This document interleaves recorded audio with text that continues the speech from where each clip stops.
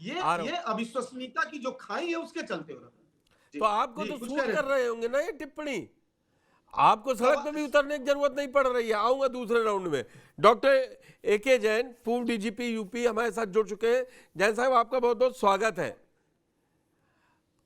सियासी टिप्पणी से ज्यादा जैन साहब, जो ये सुप्रीम कोर्ट इस बार लगातार, और उनका जिक्र अभी धर्मेंद्र कुमार सिंह ने सिलसिलेवार तरीके से किया कि डीजीपी पे, फिर अब आईओ पे, कह रहे हैं वो लोग तो काम ही नहीं करना चाह रहे हैं। जो यूपी में हो रहा है वो बहुत गड़बड़ हो रहा है, मनमानी चल रही है। ये कहां से इतनी पावर मिल जाती है अधिकारियों को, जिनसे ये सरकार की छवि को बट्टा लगता है। मेरे पास है प्योर पाव भाजी का मसाला, प्योर पाव भाजी मसाला, पाव भाजी को टेस्टी बना डाला, सबका राजा आल प्योर मसाला। देखिए, मुझे पता नहीं, मैं तो अभी आपका चैनल अभी ज्वाइन किया। मुझे जी नहीं जी। पता कि किस टॉपिक के ऊपर चर्चा हो रही है। कभी बुलडोजर के ऊपर हो रही है, कभी किसी पे हो रही है। नहीं, कोई ये स्पेसिफिक लगातार। इंस्टेंस हो तो बताइए। जो भी टिप्पणी की जाती है सुप्रीम कोर्ट की, वो मैं कॉन्स्टिट्यूशनल आपको कोर्ट बता है, दूं। हाईएस्ट कोर्ट है। जी। मैं भी डीजीपी रहा हूं, और जो भी टिप्पणी आती है उसको बड़ा गंभीरता से एनालाइज किया जाता है और उसकी पूरी कंप्लायंस की जाती है। और अगर कहीं जी, कोई मैं कमी यही है तो समझना उसको चाह रहा दूर हूं। करने के, हाँ, उसके एक दूर करने के निगोशिएबल लिए पूरा मामले वहां पे में प्रोसिक्यूशन ग्रेटर नोएडा का एक प्रोसिक्यूशन मसला ब्रांच था है। जिसमें आज किया है। डीजीपी हेडक्वार्टर में डीजीपी हेडक्वार्टर में प्रोसिक्यूशन ब्रांच है, बड़े सीनियर वहां पे ऑफिसर्स हैं। एक एक टिप्पणी को एनालाइज कराया जाता है, और टिप्पणी करने के लिए क्यों बाध्य होना पड़ा उसको समझा जाता है, और उस पर तुरंत निर्देश निर्गत किए जाते हैं। ऐसा कतई नहीं है डीजीपी हेडक्वार्टर में कि डीजीपी हेडक्वार्टर कोई या कि गंभीरता से ना लेता हो सुप्रीम कोर्ट के आदेशों को। कोई अगर इशू है, अपनी बात रखी जाएगी। हो सकता है दूसरे पक्ष ने कोई गलत तरीके से उसको रिप्रेजेंट किया हो, और अन्यथा जो भी है करेक्टिव मेजर्स तत्काल डीजीपी स्तर से लिए जाते हैं। लेकिन अब आपको पता ही होगा, मैं आज सुप्रीम कोर्ट ने टिप्पणी की। मैं धर्मेंद्र जी आ रहा हूं, जरा जैन साहब से बात कर लूँ, उसको सियासी, उनको मैं उसमें नहीं फंसाना चाहता हूं। कोर्ट का कहना है सिविल मामलों को पुलिस तुरंत आपराधिक मामलों में चेंज कर दे रही है। ये बहुत खतरनाक है। यूपी में जो हो रहा है वो गलत हो रहा है। उससे पहले वो फ्राइडे को वो कहते हैं कि बड़ा दुख होता है कि किसी के यहां भी बुलडोजर चला देते हैं। उससे पहले अनुराग दुबे केस में कहती है कोर्ट कि डीजीपी को इतना गलत तरीके से फटकारा है कि बोलना कि आप नौकरी करना भूल जाएंगे। मैंने तो ऐसी ये कोई कुछ टिप्पणी अखबार में नहीं पढ़ी। मैं भी कई अखबार रोज पढ़ता हूं। नहीं। पता नहीं सर, यही कौन सी टिप्पणी टिप्पणी की थी। आप बात कर रहे हैं कि नौकरी करना भूल जाएंगे। किस डीजीपी को कब कहा, किस केस को लेके कहा, मेरी तो समझ के बाहर है। मैंने तो ऐसी कोई टिप्पणी सुप्रीम कोर्ट के किसी जज की धर्मेंद्र नहीं जी, आप पढ़ी है। बता दीजिए। मैं तो धर्मेंद्र, डेली दो मैंने तीन इसीलिए कहा अखबार था धर्मेंद्र सिंह ने अनुराग नहीं दुबे केस में बोला नहीं है। नहीं, मैं अनुराग एक सुप्रीम सेकंड मैं एक जैन सेकंड साहब। इसमें डिस्कशन में मैं नहीं पढ़ना चाहता हूं। मेरा सिर्फ इतना कहना है कि सुप्रीम कोर्ट हाईएस्ट कोर्ट है कंट्री का, और जो भी ऑर्डर उसके द्वारा दिया जाता है या कोई भी एफिडेविट हमारे यहाँ से डीजीपी ऑफिस से फाइल होता है, वो बाकायदा उसकी वेटिंग होती है। वेटिंग होने के बाद उसको फाइल किया जाता है, अत्यंत गंभीरता से लिया जाता है। न सिर्फ सुप्रीम कोर्ट, हाई कोर्ट जो इलाहाबाद और लखनऊ है बेंच, वहां पर भी जो एफिडेविट फाइल होते हैं, पूरी एक हमारे यहाँ लीगल ब्रांच है डीजीपी हेडक्वार्टर में, और डीजीपी हेडक्वार्टर उनसे बाकायदा पूरा रिप्लाई बनता है।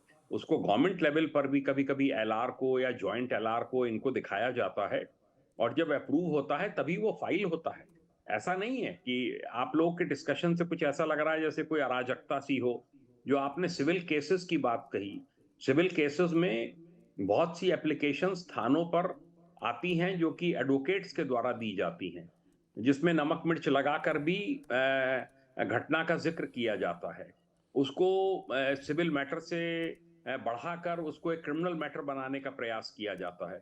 इंस्ट्रक्शंस इसके लिए भी यही हैं कि अगर उसमें पता चलता है ऐसा, तो उसको तत्काल उन सेक्शंस को कन्वर्ट किया जाए, केस को कन्वर्ट किया जाए, और जो धाराएं हैं उनके तहत ही केस चलाया जाए। ये इंस्ट्रक्शंस हैं डीजीपी हेडक्वार्टर के, गवर्नमेंट के भी इंस्ट्रक्शंस हैं, और अगर कोई ऐसा नहीं कर रहा है तो वो गलत कर रहा है थाना, और उसके खिलाफ कार्रवाई होनी चाहिए। अगर कोई इंस्टेंस रेज होगा तो उस पर कार्रवाई होनी चाहिए। नहीं, कार्रवाई तो होनी चाहिए। आप ठीक है, आप नहीं मानने को तैयार हैं, लेकिन केसेस हुए हैं जैन साहब, मैं केस ये केस विदित बता है। मैं ये नहीं आपकी किसी भी उस पर सवाल नहीं उठा रहा हूं कि आपने पढ़ा कि नहीं पढ़ा, लेकिन जो आपको ज्वाइन करने का करवाने का अपना मकसद था इस डिबेट में, मैं हमेशा से कहा है आप जुड़े कि मुझे सियासी सवाल जवाब से मतलब नहीं है आपके, उसके लिए अरविंद जी हैं, धर्मेंद्र जी हैं, रमेश ठाकुर है, लेकिन हकीकत तो ये भी है ना। मैं आता हूं अरविंद जी, आपका ही नंबर आएगा इसके बाद। हकीकत ये भी है ना, कैसे प्रयागराज में 5 घर तोड़ दिए जाके।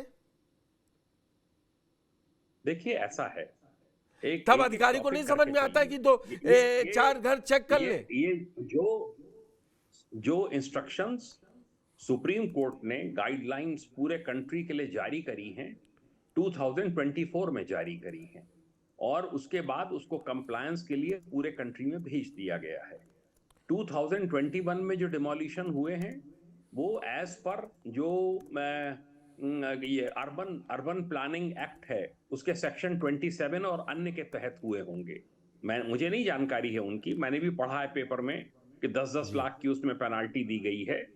अगर वो ब्लेटेंट वायलेशन के तहत किए गए हैं तो दायित्व बनता है सुप्रीम कोर्ट का कि वो उस पर पेनाल्टी लगाएं आगरा इलाहाबाद डेवलपमेंट अथॉरिटी के ऊपर कि उन्होंने गलत तरीके से किया।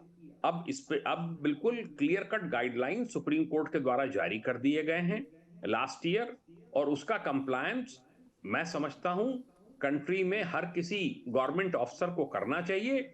नहीं कर रहा है तो वो उसके दंड का खामियाजा वो भुगतेगा। जो रही बात आपने 21 की कही, 21 में ये गाइडलाइंस 21 में गाइडलाइंस नहीं थी। 21 में जो गाइडलाइंस थी वो अर्बन डेवलपमेंट प्लानिंग एक्ट के तहत या जो विभिन्न एक्ट्स हैं उनके तहत डिमोलिशन होता था।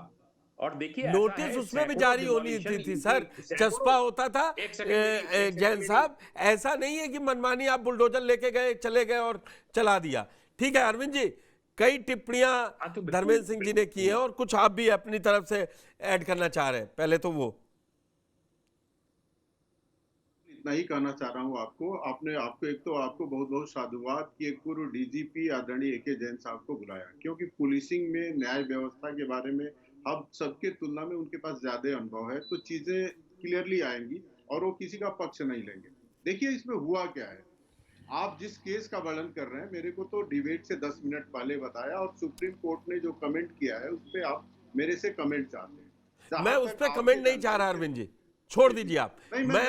आप मुझे वहां ले जा रहे हैं कि मैं कह रहा हूं आज का नोएडा का प्रकरण छोड़ दीजिए।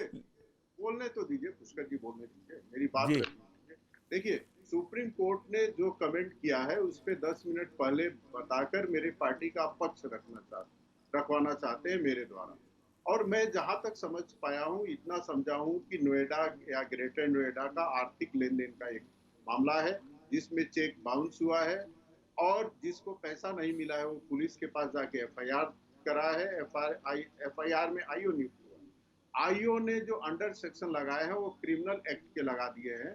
आपने जो सूचना दी है उसके हिसाब से सिविल के तहत केस दर्ज होना चाहिए। इतना सा मामला है जिसपे सुप्रीम कोर्ट ने टिप्पणी किया। अब मुझे पुष्कर जी, मुझे ये नहीं लगता है इस एक घटना को लेकर टीवी 9 को उत्तर प्रदेश के भारतीय जनता पार्टी सरकार, संपूर्ण सरकार को आप कटघरे में खड़ा करेंगे। एक मिनट, दूसरी बात Arvind ji, sorry to disturb in middle, please एक घटना नहीं है। जो 29 नवंबर को अनुराग दुबे के केस में कहा ना, सुनिए मेरी बात, उससे पहले पिछले शुक्रवार को सुप्रीम कोर्ट ने प्रयागराज में कहा। आप किस किस केस में कहेंगे? गोरखपुर में जब व्यापारी मार दिया गया उस केस में भी जब पुलिस वाले फरार रहे, थानेदार के लिए क्या कहा? ऐसा नहीं है कि मेरा कोई ग्रज है इस सरकार के खिलाफ, लेकिन अगर टिप्पणी होगी तो उठेगी। मैं धर्मेंद्र सिंह की पार्टी से भी पूछ रहा हूं। बोलने तो दीजिए। आपका काम अपना काम आप करिए, मेरा जो काम है वो मेरे को करने बिल्कुल। दीजिए। मुझे जो बोला वो बिल्कुल। मैं बोलूंगा। बिल्कुल आपका भी। चैनल है, आपको जो बनना होगा आप स्वतंत्र हैं। दूसरी जी, बात मैं कहता हूँ कि ये इतना ऐसा विषय नहीं है कि इस विषय को, जिस विषय पे हम बहस कर रहे हैं उस पे केंद्रित रहे, इसको लेके उत्तर प्रदेश सरकार को कटघरे में खड़ा किया जाए। दूसरी बात मैंने कही कि सुप्रीम कोर्ट ने कोई टिप्पणी की है तो संबंधित विभाग उसका उत्तर देगा। आपको पता है, और जैन साहब भी हैं, मुझे लगता है कुछ गलत बोलूं तो आदरणीय जैन साहब करेक्ट करेंगे। एक बार एफआईआर दर्ज होने के बाद आईओ जब नियुक्त होता है तो इंस्पेक्टर जनरल ऑफ पुलिस या डीजी और सरकार को भी पावर नहीं है कि आईओ को डिक्टेट करे। आईओ अपने विवेक के हिसाब से विवेचना करता है और अपने विवेक के हिसाब से अंडर सेक्शन बढ़ा भी सकता है, घटा भी सकता है। उस पे कोर्ट ने कोई टिप्पणी की है तो संबंधित विभाग उसका जानकारी देगा। अब मैं धर्मेंद्र जी ने जो क्वेश्चन उठाए हैं कि कोई पुलिस ऑफिसर उत्तर प्रदेश में भागा हुआ था और पुलिस खोज कर रही थी, तो अच्छी बात है ना, पुलिस भी दोषी है तो उत्तर प्रदेश की पुलिस उसको छोड़ नहीं रही है। आपके समय में गायत्री प्रसाद प्रजापति कैबिनेट मिनिस्टर फरार होता था, कैबिनेट के बैठकों में आता था, लेकिन आपकी सरकार उसको खोज नहीं पाती थी और उसको लेकर माननीय न्यायालय की क्या टिप्पणी थी ये बताने की जरूरत नहीं है। बलात्कार के केस में फरार रहते थे, आपके कैबिनेट के मीटिंग में जाते थे, लेकिन कोर्ट के समक्ष वो जा नहीं पाते थे। तो ये भी आप ध्यान रखिए, आपका नेता क्या कहता था, दुनिया में यदि सबसे घृणित कोई अपराध है तो बलात्कार है। आपका सर्वोच्च नेता तत्कालीन कहता था बलात्कार के केस में बच्चे हैं, गलती हो जाती है। मेरे पास है प्योर पाव भाजी का मसाला, प्योर पाव भाजी मसाला, पाव भाजी को टेस्टी बना डाला, सबका राजा आल प्योर मसाला।